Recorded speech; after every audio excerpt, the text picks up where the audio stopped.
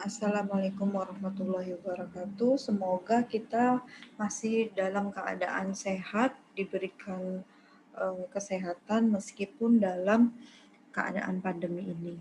Baiklah, saya akan melanjutkan materi selanjutnya, yaitu materi kita yang ketiga tentang sebentar, saya share screen dulu ya. Tentang ini ruang lingkup dalam bimbingan konseling. Baiklah, saya akan jelaskan tentang prinsip-prinsipnya dalam bimbingan konseling itu. Nah, kalau bimbingan konseling itu prinsipnya yang pertama yaitu bimbingan merupakan proses yang menyatu dalam semua kegiatan pendidikan. Yang kedua, bimbingan harus berpusat pada anak yang dibimbing. Dalam hal ini, teman-teman semua, anak-anak madrasah ataupun anak-anak SD ya. Kegiatan bimbingan mencakup seluruh kemampuan perkembangan individu yang meliputi pertama adalah sosial emosional, motorik kasar, motorik halus, visual, pendengaran, bahasa, dan kognitif. Nah, teman-teman di dalam psikologi perkembangannya jangan pernah ditinggalkan, nanti ini semua berkaitan dengan kita memahami peserta didik kita. Lalu, bimbingan harus mulai dengan mengidentifikasi kebutuhan anak. Lalu layanan bimbingan diberikan kepada semua anak, bukan hanya untuk anak yang menghadapi masalah, namun bimbingan harus luas, fleksibel, sesuai dengan tingkat perkembangan anak usia. Ini kalau di sini saya nulisnya perkembangan peserta didik ya. Oke.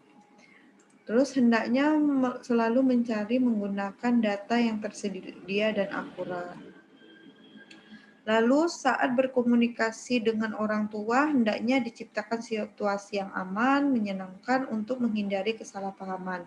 Artinya ketika teman-teman melakukan bimbingan konseling, teman-teman harus memiliki data yang akurat, memiliki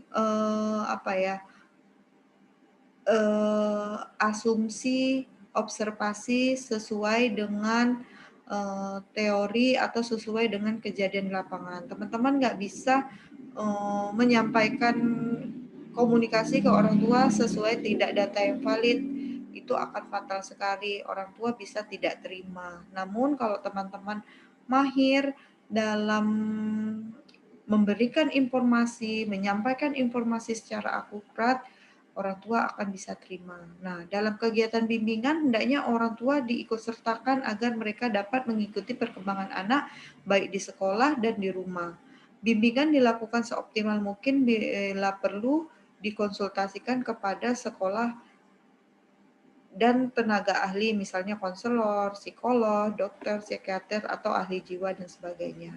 Nah, layanan bimbingan harus diberikan secara berkelanjutan, tidak hanya cukup sekali biasanya, harus berkesinambungan. Harus dijaga kerahasiaannya, ini yang terpenting, karena anak tidak akan percaya ketika kita menyebarluaskan permasalahannya. Hendaknya pandai-pandai menggunakan berbagai pendekatan yang tepat sesuai dengan pribadi anak yang dibimbing. Sebaiknya bekerja sama dengan lembaga lain berhubungan dengan layanan bimbingan konseling. Nah, apabila teman-teman menemukan hambatan di tengah-tengah perjalanan, sepertinya saya tidak bisa nih menangani anak ini gitu ya. Teman-teman bisa merujuk ke profesional ahli lainnya, misalnya yang kayak tadi, dokter kah, psikolog kah, atau ahli-ahli jiwa yang lainnya yang memang berkaitan dengan anak tersebut. Jangan kita ketika menyampaikan kita tidak punya data yang valid sehingga orang tua atau keluarga bisa merasa tersinggung ataupun merasa tidak terima. Seperti itu. Lalu untuk ruang lingkupnya seperti apa?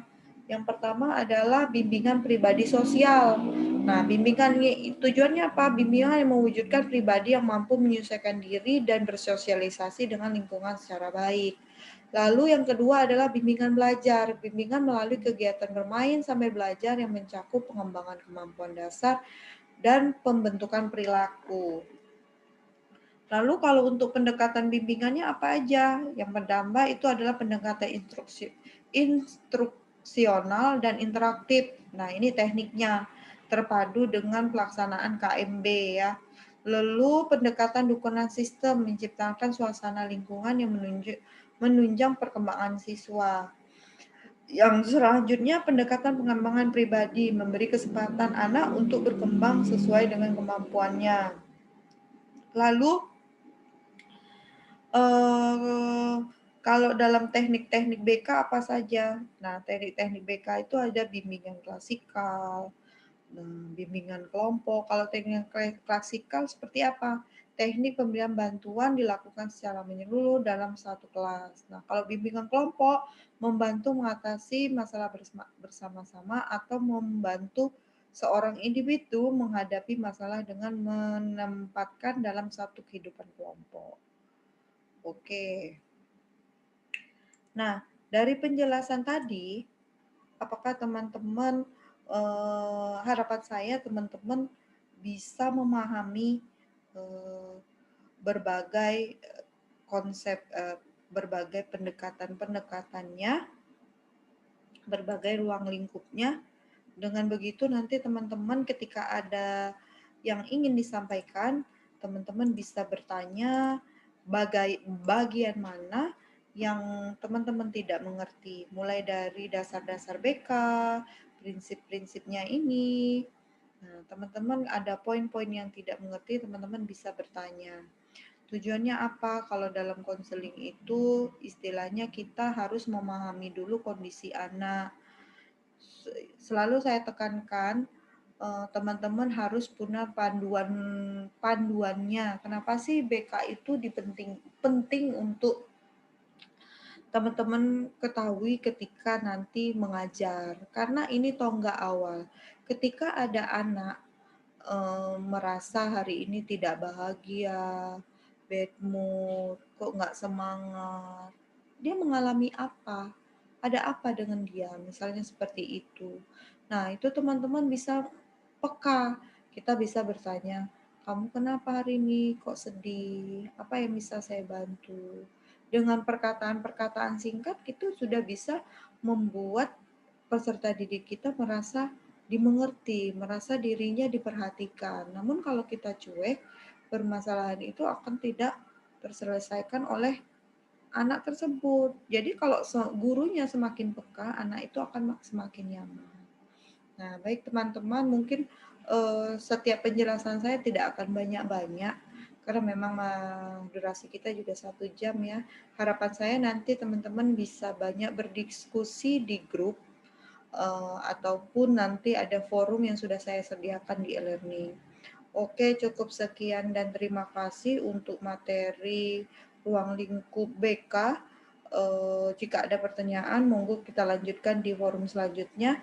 Wabillahi taufiq wal hidayah. Wassalamualaikum warahmatullahi wabarakatuh.